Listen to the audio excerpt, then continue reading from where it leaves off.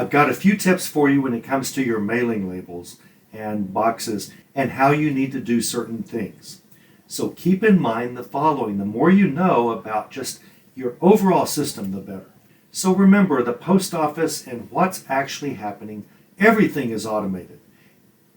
I hate to give them credit, but the post office has been pretty good when it comes to packages not being as damaged as they used to be, and when it comes to packages getting to where they need to go on time.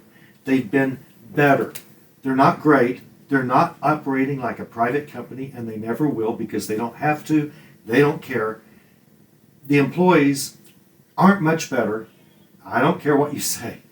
Just because there are a few exceptions does not mean the system is good. Doesn't mean the government needs to have this monopoly, that it's horrible. It's bad at everything it does. So why give them our important first-class mail, packages, things like that?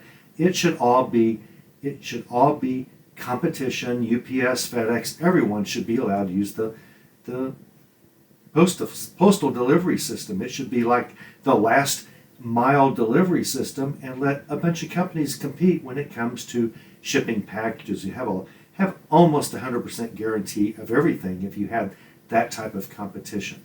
That's neither here nor there. It's not going to happen. Thanks to Ben Franklin, everyone's hero who created the post office. Thanks, Ben. Thanks for nothing.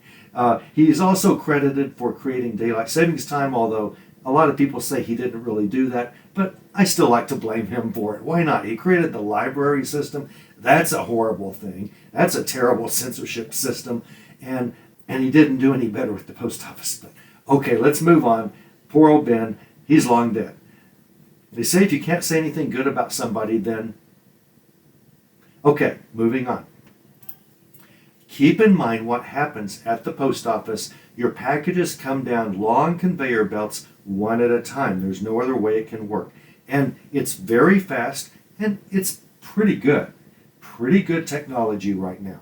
There are scanners looking for those barcodes on all sides of your packages, on all sides, underneath, to the sides, and above, and actually at angles on each side.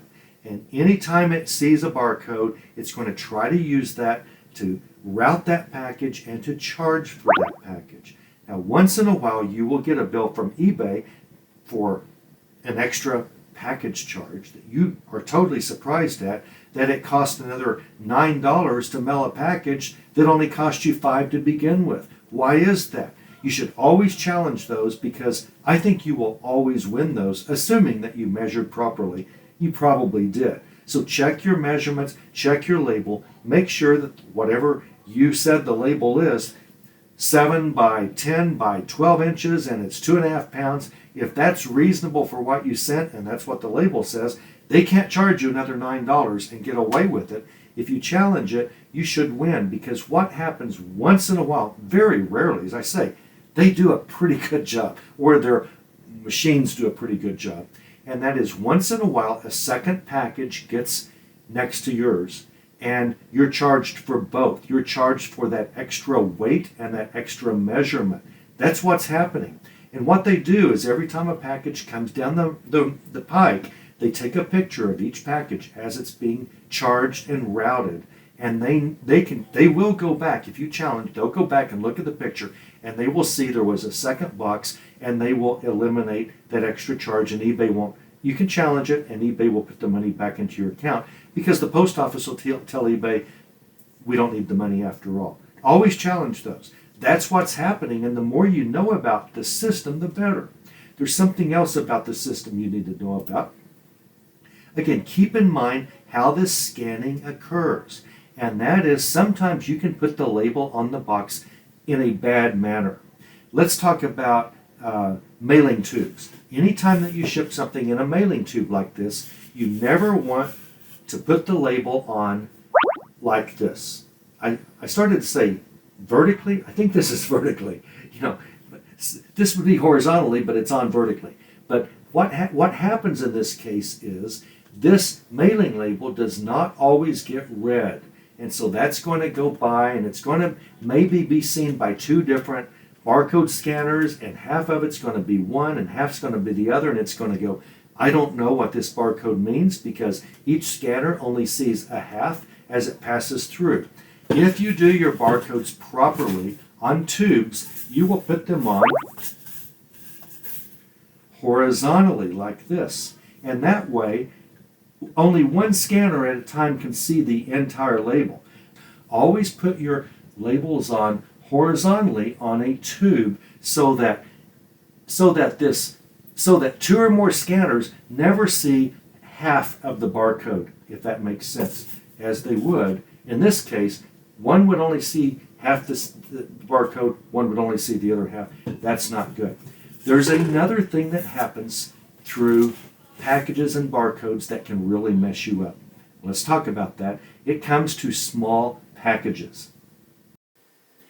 Now in this, use your imagination. Assume this is a 4x4x4 box, not 5x5, not 6x6. I would never ship a mug in a thin 4x4x4 box. But I don't know, the mugs there it's just the only picture I found really fast. I mean, I'm not going to spend all day for you guys. What do you think? I have all the time in the world? No, I'm just kidding. But if this is a 4x4x4 box, you have a problem if you use a label printer. And a label printer is a great printer. It's a great thing to have.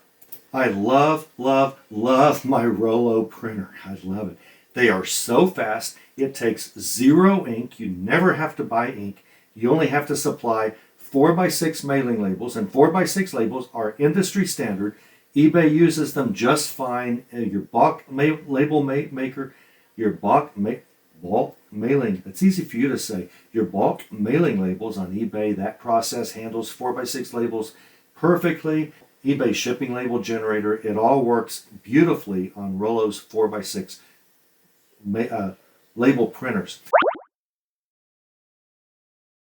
Why you want a Rollo fan fold label printer. I'm going to print my labels for the day.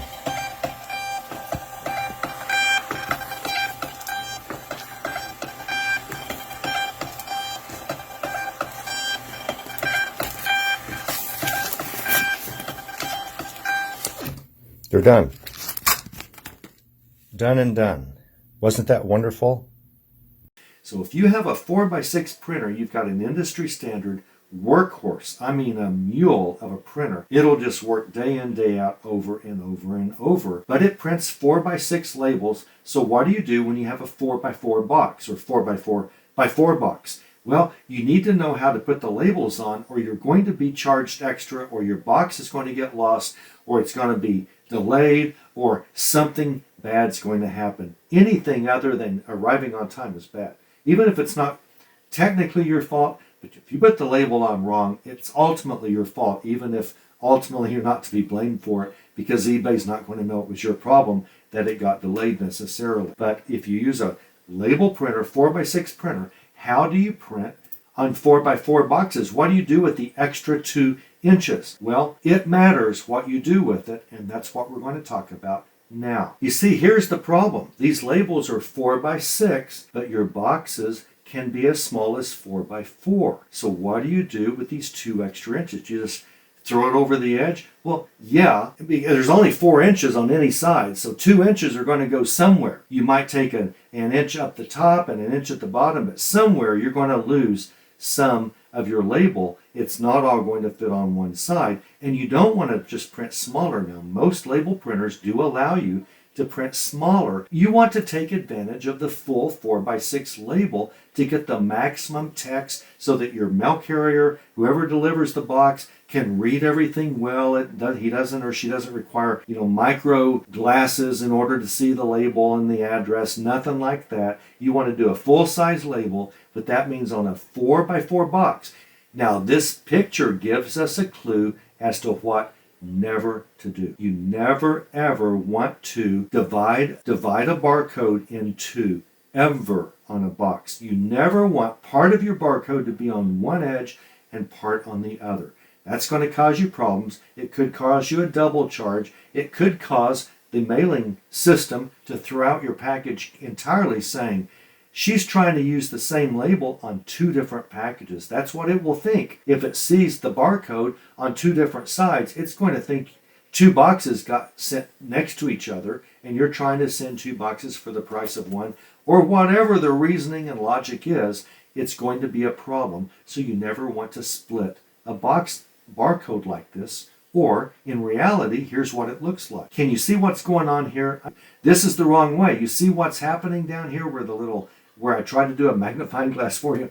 We are splitting a barcode over an edge. We are doing what I told you not to in this picture. Don't ever split a barcode over an edge, as I'm doing here, for example. That's going to cause this box a problem. But it's a 4x4x4 box and a 4x6 mailing label. What do? No problem. Here's what you do. You simply put one barcode on one edge and one barcode on another edge. You can think of it that way. Now, this is more of like a QR code or something, but it's okay to put your return name and address and the class, although there's no more first class, but this barcode and all of this pricing barcode and stuff up here, all of that can be on a different edge of the same box, as long as this all-important tracking code is always, and actually, you never want to split these either. You never want to split any barcode over any two sides of any box. So here's a 4x4 box, a 4x6 label. I made sure that 4 inches of my label is all on one side, and the entire barcode that's circled in red can be seen on one side and one side only. And there's another semi-barcode up here, whatever those are called. I don't think that's a QR code, but whatever that is, QR barcode, whatever that is, it's not split either. And it doesn't matter if some of your data of your label is up here and some of your data is down here.